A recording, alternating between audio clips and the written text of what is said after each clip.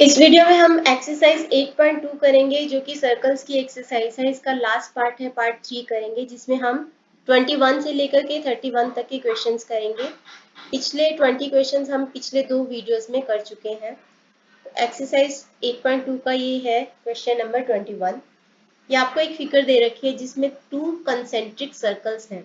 Concentric circles वो होते हैं जिनका सेंटर सेम होता है। जैसे सपोज कि ये 2 सर्कल्स हैं, ये आपस में कंसेंट्रिक है, इनका सेंटर सेम होता है, तो इनको हम कंसेंट्रिक सर्कल बोलते हैं, जो कि लगते हैं रिंग के जैसा।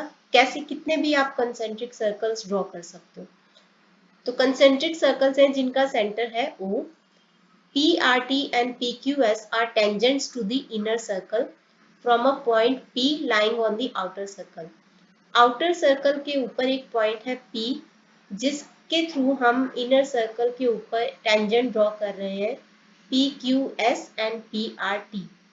If PR is 5 cm, PR आपका 5 cm है, then find the length of PS. तो आपको PS की लेंथ पता लगानी है। सबसे पहले तो PQ is equal to PR, ये हम बहुत बार प्रॉपर्टी कर चुके हैं, क्योंकि जो टेंजेंट्स होते हैं from an external point to the same circles are always equal. तो PQ और PR एक एक्सटर्नल पॉइंट P से दो टेंजेंट्स हैं जो कि इक्वल है। सेम सर्कल के ऊपर टेंजेंट्स हैं एक एक्सटर्नल पॉइंट से, तो PQ will be equal to PR। तो that means PQ will be equal to 5 centimetre. एक और प्रॉपर्टी होती है जिसके थ्रू हमें ये पता लगता है कि सेंटर से टेंजेंट के ऊपर 90 डिग्री का एंगल बनता है हमेशा। सेंटर से 90 डिग्री का एंगल बनता है हमेशा टेंजेंट के ऊपर। तो दैट मीन्स कि OQ is perpendicular to PS। OQ is perpendicular to PS। इसका रीजन आप दोगे क्योंकि line drawn from centre of the circle to the tangent is always perpendicular.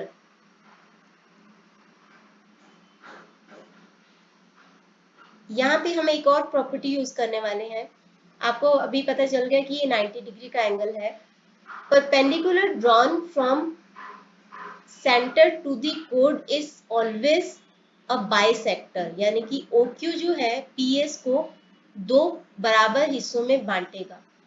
तो PQ will be equal to PS। आप इसका reason दे दोगे कि परपेंडिकुलर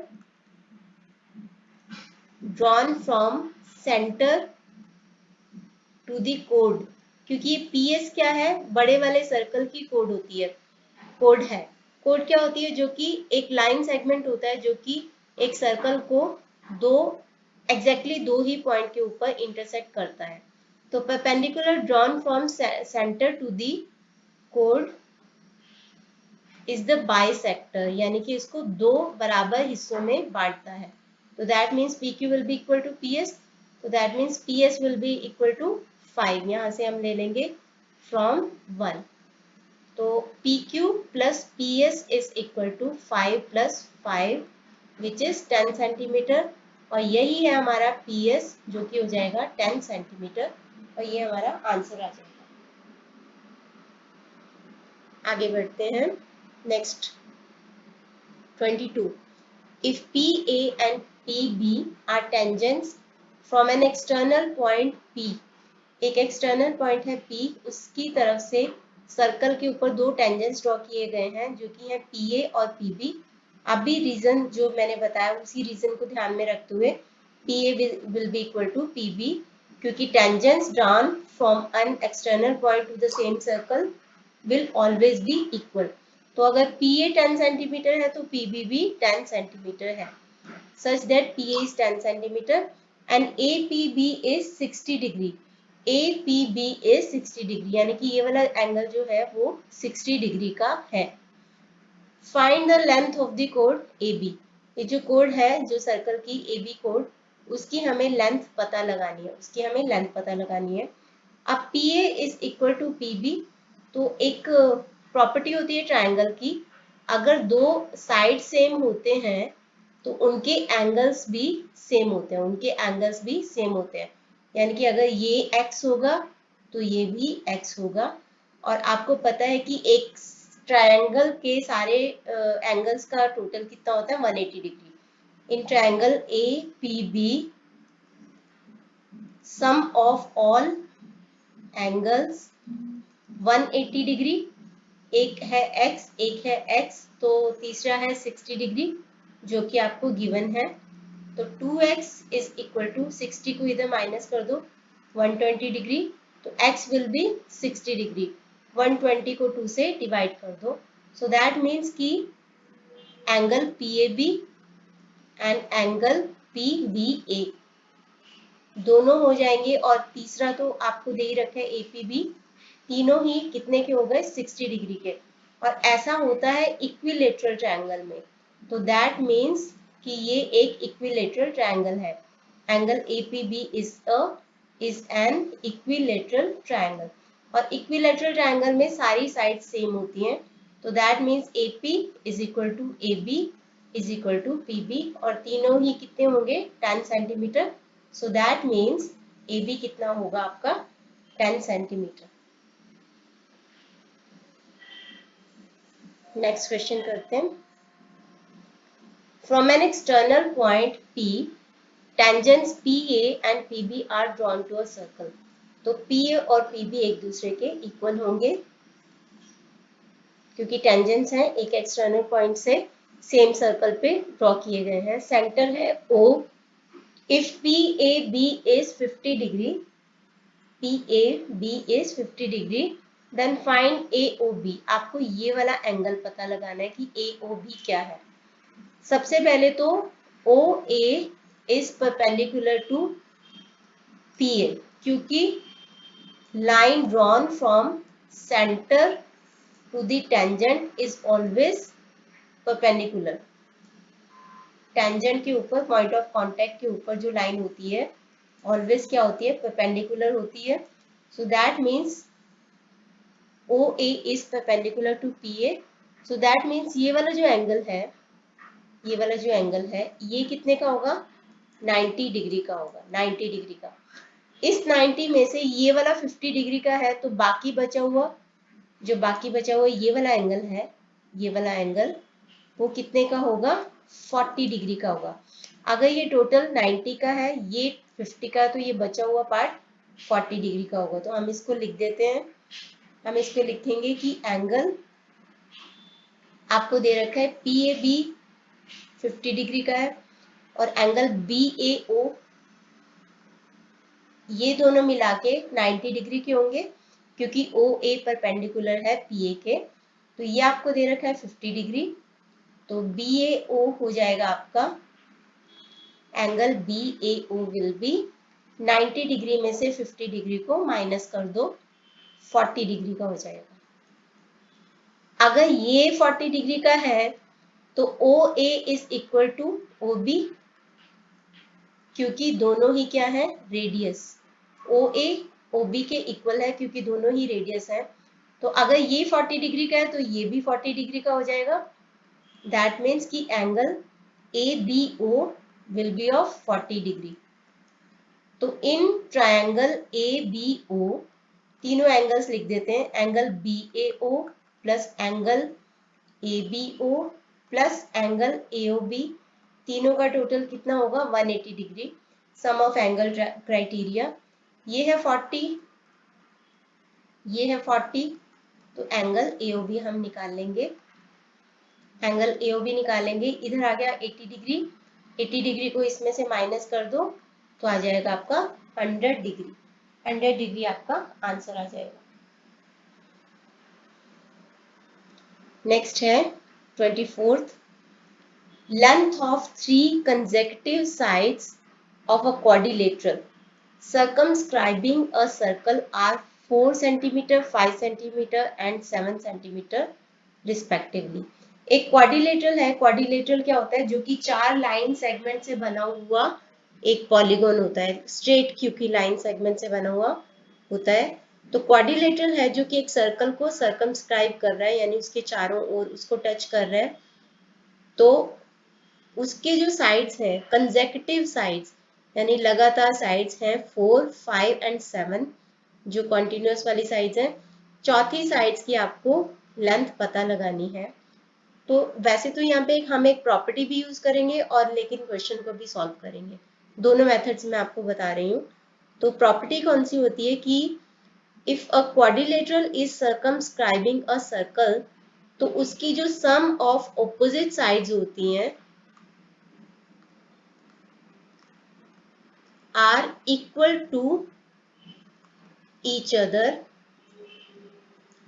किसमें, in a quadrilateral circumscribing a circle. इस लाइन का मतलब क्या हुआ कि A B plus C D is equal to A D plus B सी।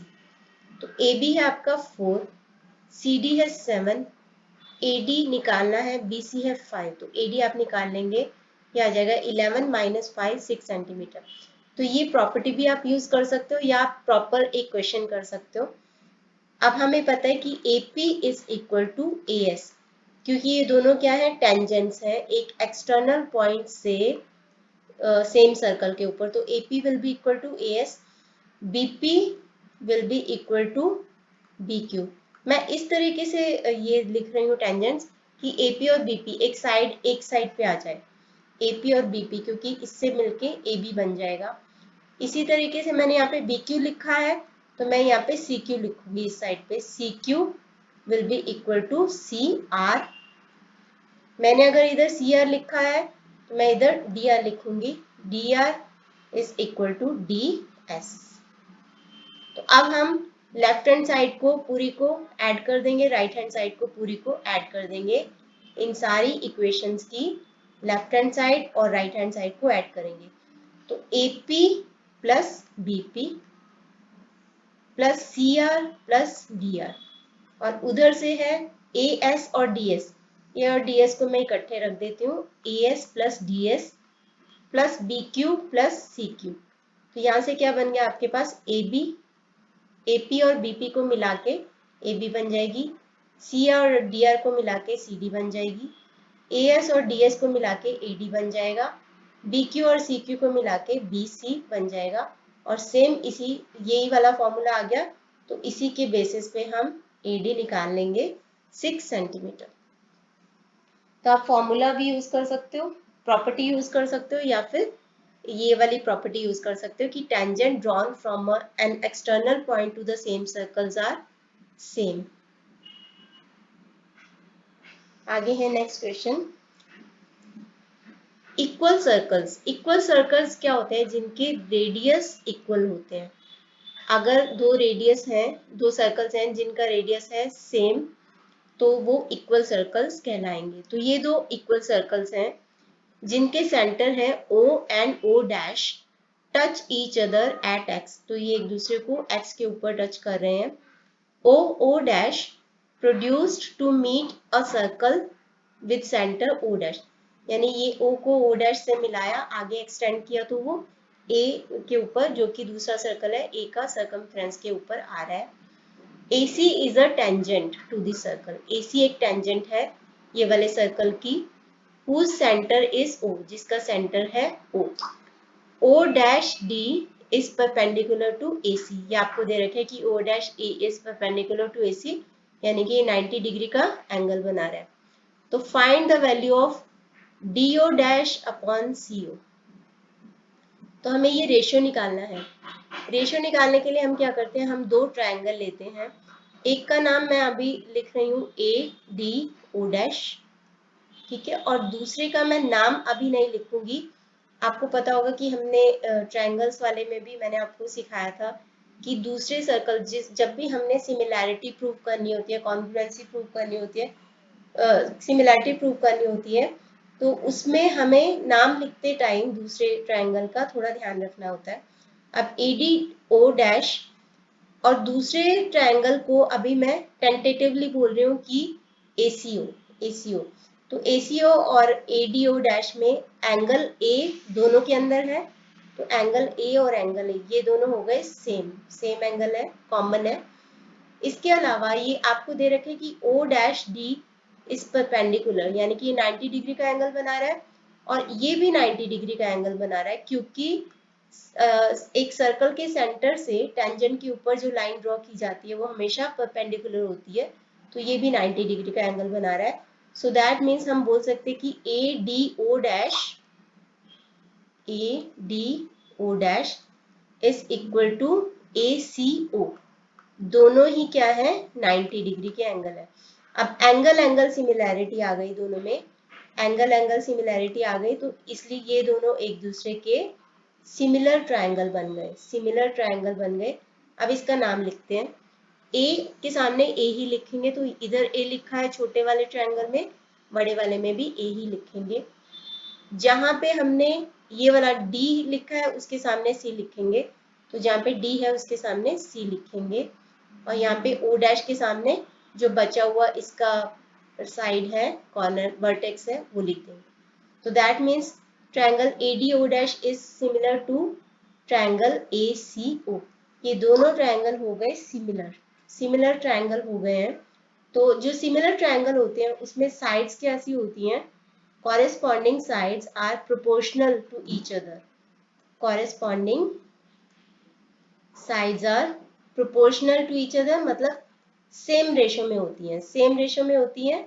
मतलब जैसे इस ट्रायंगल के अंदर AD अपॉन AC, ठीक है, AD अपॉन सेम वही साइड लेनी है। अगर इधर फर्स्ट सेकंड लिया वर्टेक्स, इधर भी फर्स्ट सेकंड, तो AD upon AC, DO dash upon CO, DO dash upon CO, ठीक है, ये, और O dash A upon O dash A upon OA।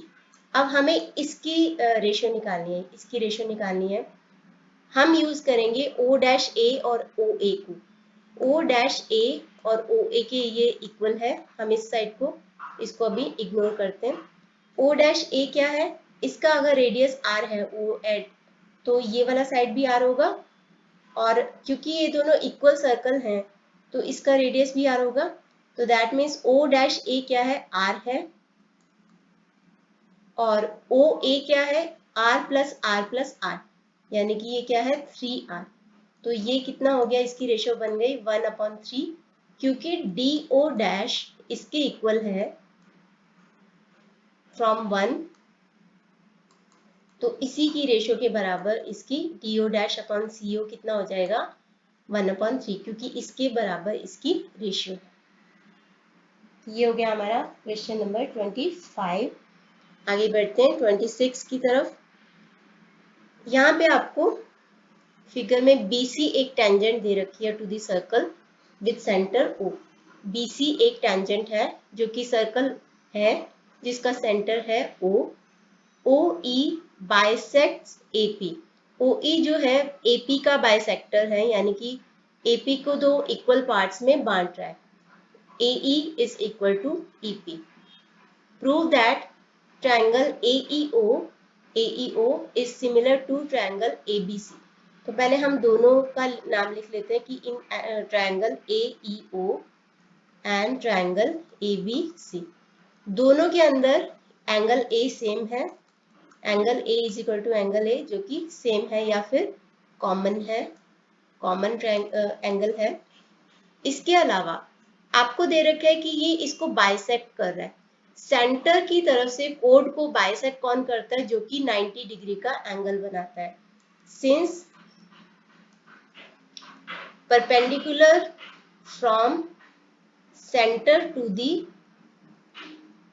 Code always bisected, bisect करता है इसको,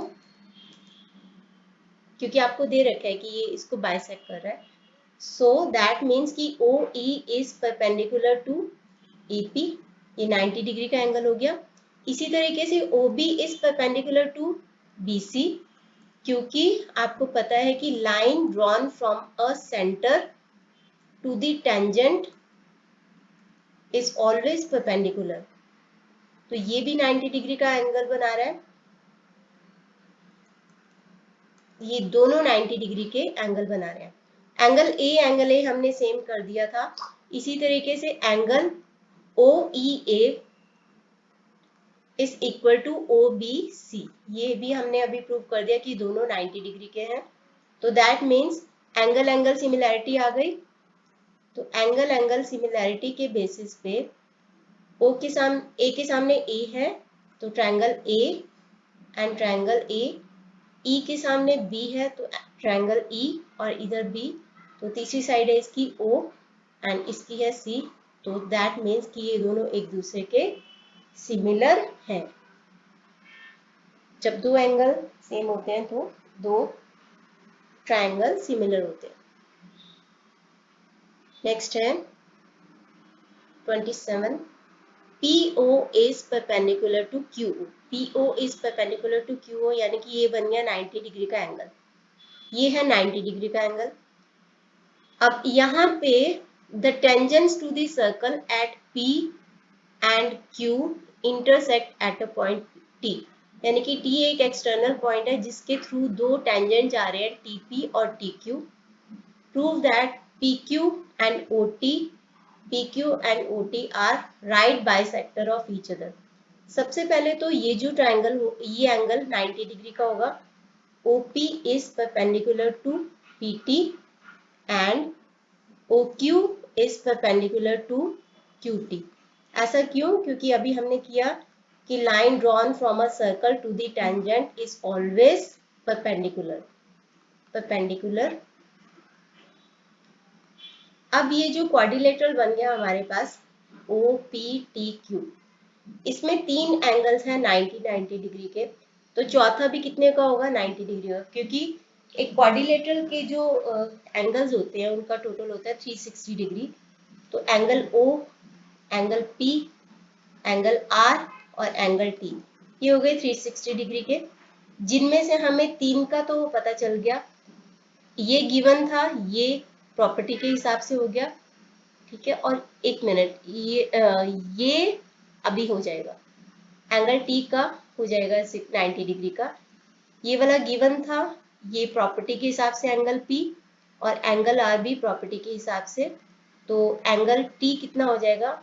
इनका टोटल होता है 270 डिग्री, तो angle T will be 360 minus 270 यानी कि 90 डिग्री। अब कौन सा क्वाड्रिलेटरल होता है जिसमें हर एक एंगल 90 डिग्री होता है? या तो रेक्टेंगल या तो स्क्वायर। लेकिन यहाँ पे OP is equal to OQ, दोनों ही रेडियस हैं, तो that means adjacent side are also equal. Adjacent side क्या होती है? आसपास की साइड, जैसे ये और ये दो साइड एडजेसेंट साइड्स हैं। एडजेसेंट साइड्स इक्वल होते हैं और हर एक एंगल 90 डिग्री का है of 90 degree. So quadrilateral OPTQ क्या है? Is a square. ये स्क्वायर है और स्क्वायर की एक प्रॉपर्टी होती है कि उसके जो डायगोनल्स होते हैं वो एक दूसरे के बाइसेक्टर होते हैं और राइट बाइसेक्टर होते हैं, मतलब 90 डिग्री का एंगल बनाते हैं और एक दूसरे को दो इक्वल पार्ट्स में डिवाइड करते हैं। 90 डिग्री का एंगल बनाते हैं और उसको दो इक्वल पार्ट्स में डिवाइड कर देते हैं। जैसे AC और ये BD है, तो यहाँ पे अगर एक पॉइंट होता AO, तो OA या AO is equal to OC, BO is equal to OD। तो ये स्क्वायर की प्रॉपर्टी होती है। क्योंकि ये स्क्वायर है, so proved that PQ and OT are right bisector of each other.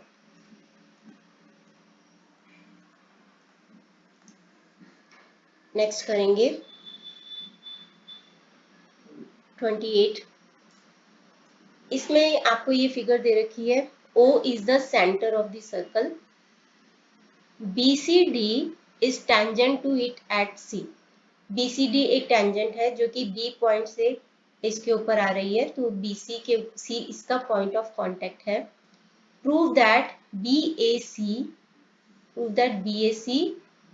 Plus ACD is equal to 90 degree. ACD is equal to 90 degree. सबसे पहले तो क्योंकि ये टेंजेंट है, BC इज अ टेंजेंट, तो हमें पता है कि रेडियस जो होता है, यानी कि रेडियस फ्रॉम या फिर बोल दो कि line drawn from a circle to a tangent is always perpendicular, OC is perpendicular to BD, क्योंकि फिर वही लिख दोगे कि line drawn from a centre to the tangent is always perpendicular. तो ये हो गया आपका 90 डिग्री का एंगल। अब OCD किससे मिलके बना है? OCD, so angle OCD will be equal to 90 degree. ये किससे मिलके बना है? OCA से और ACD से। OCA और OAC दोनों इक्वल होंगे, क्योंकि पहले रीजन लिख दो, OC is equal to OA, क्योंकि दोनों क्या है? रेडियस हैं। तो अगर दो साइड सेम होते हैं तो उनके एंगल भी सेम होते हैं। तो that means OCA is equal to OAC।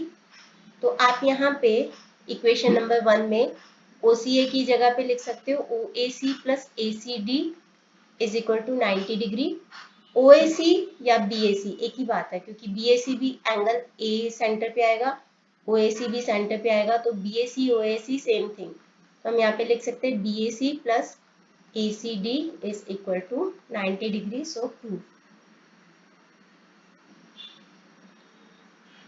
आगे बढ़ते हैं 29th। From a point P, two tangents PA and PB are drawn to a circle with center at O. PA और PB एक दूसरे के इक्वल होंगे, क्योंकि एक्सटर्नल पॉइंट से टेंजेंट ड्रॉ किए जाते हैं अगर सेम सर्कल पे, तो वो इक्वल होते हैं। If OP is equal to 2R, OP आपका 2R है, यानी कि यहाँ तक आपका R है और यहाँ से इस पॉइंट का नाम हम रख देते हैं से C। तो OC अगर R है तो CP भी R है। Show that PAB is equilateral, PAB is equilateral, यानी कि हर साइड जो उसकी है PAB की वो सेम है या हर एंगल सेम है 60 डिग्री का। तो सबसे पहले यहाँ पे हमारे पास OA और OB ये रेडियस भी है, और OA जो है वो परपेंडिकुलर है PA का, ये हम बहुत बार कर चुके हैं अभी। OA is perpendicular to AP, क्योंकि line drawn from a circle, center of a circle to the tangent is always perpendicular। तो ये हो गया आपका 90 डिग्री का एंगल। क्या आपका 90 डिग्री का एंगल हो गया ये वाला। अब एक और प्रॉपर्टी होती है जिसके बारे में अभी तक हमने नहीं पढ़ा है। ये जो पॉइंट C है, इधर भी R है इधर भी R है, यानी कि C इसका मिड पॉइंट है। C is the mid point of OP, और OP क्या है? इन OAP जो कि राइट एंगल ट्रायंगल है, OP इज द हाइपोटेन्यूज। जो मिड पॉइंट होता है हाइपोटेन्यूज का, mid point of a hypotenuse is equidistant from all the vertices of the triangle।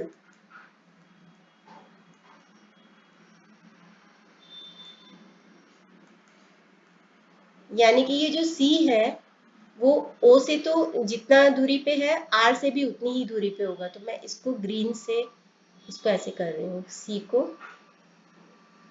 A से मिला रहे हैं, तो that means AC is equal to OC which is equal to, और आप देखो OA भी क्या है?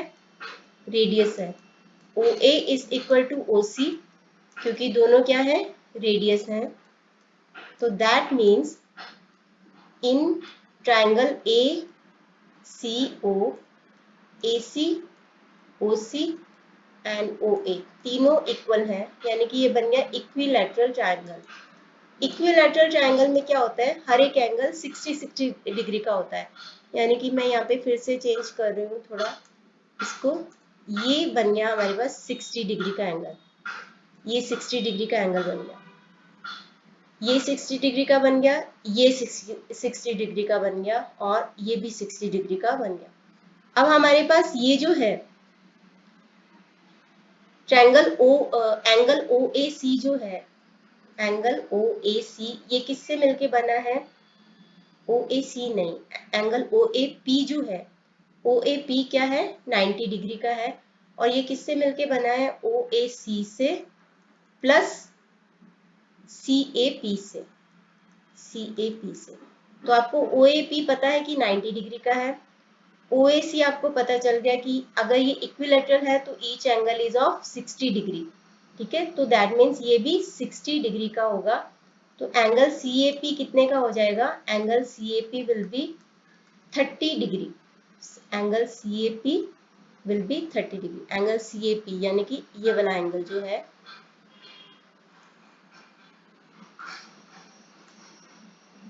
ये वाला जो एंगल है सी ए पी, ये कितने का हो जाएगा 30 डिग्री का, सी ए पी 30 डिग्री का हो जाएगा।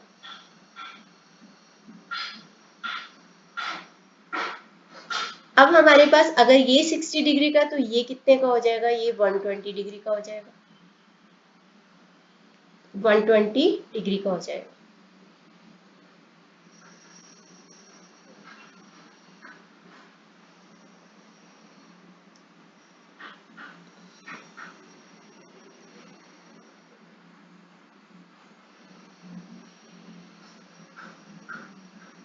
अब हम ट्रायंगल एपीसी की बात करते हैं। ट्रायंगल एपीसी में अगर एक एंगल है जिसका नाम है सी ए पी, दूसरे का नाम है ए सी पी, ए सी पी, और तीसरे का नाम है खाली ई रख देते हैं, तीनों का टोटल होगा 180 डिग्री।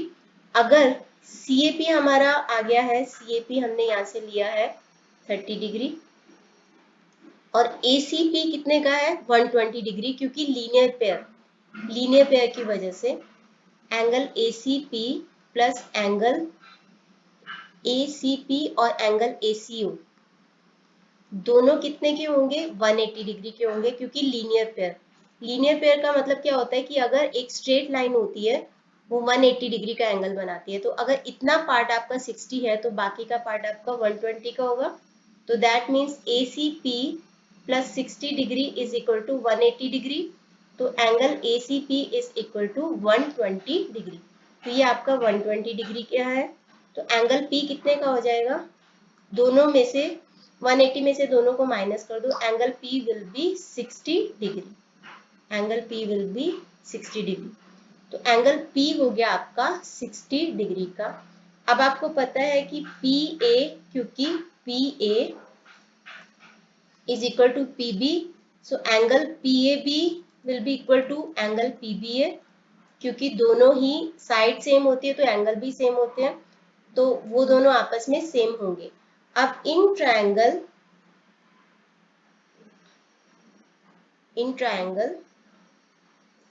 PAB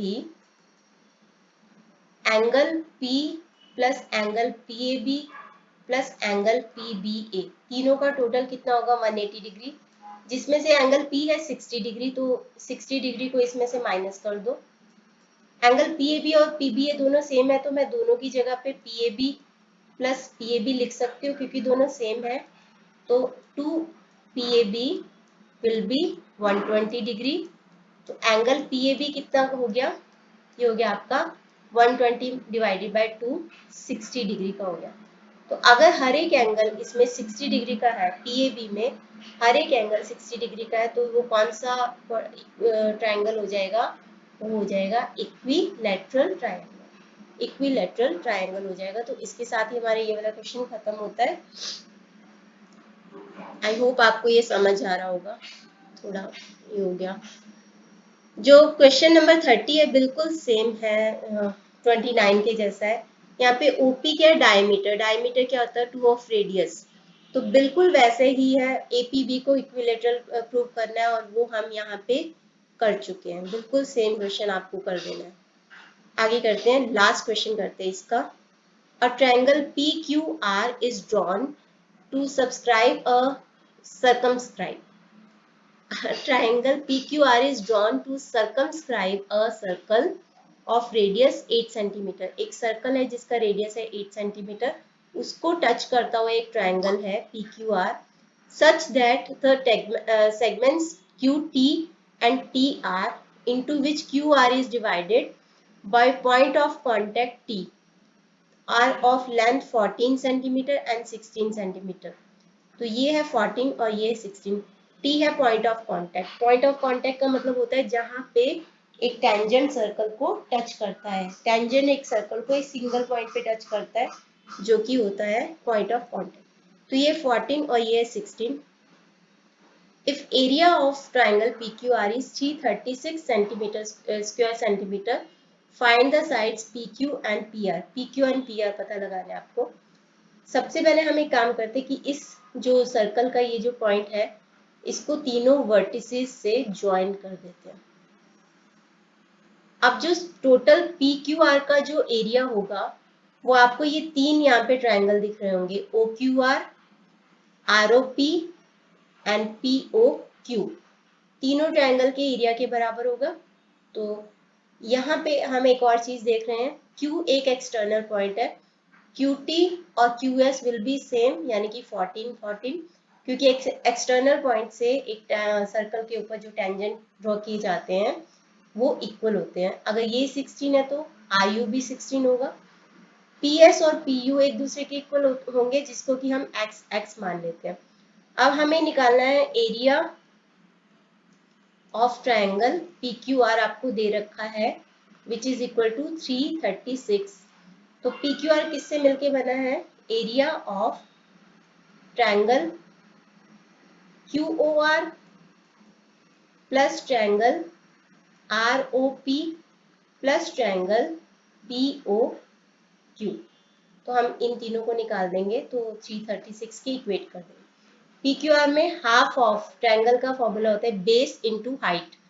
तो यहाँ पे रेडियस है 8, तो सबकी हाइट, सब ट्रायंगल के अंदर हाइट है 8, और बेस यहाँ पे कितना है, QR कितना है, QT प्लस TR, यानी 14 प्लस 60, तो ये हो जाएगा 30 प्लस, यहाँ पे ROP लेंगे हाफ, और हाइट है 8, और बेस कितना है 16 plus x, 16 plus x। POQ में हाफ, हाइट है 8 और बेस है 14 plus x is equal to 336। यहाँ पे आ जाएगा आपका 4 120, यहाँ पे आ जाएगा 4 को अंदर की टर्म से मल्टीप्लाई किया 64 प्लस 4x, और यहाँ पे आ जाएगा 4 56 14 4 56 plus 4x is equal to 336।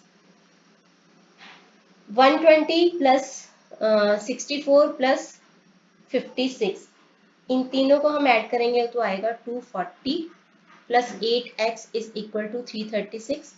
8x को इधर रखो, 240 को 336 में से माइनस कर दो, 96 आ गया।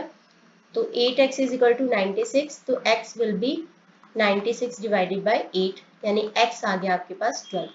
x आ गया आपके पास। अब आप PQ और PR निकाल सकते हो।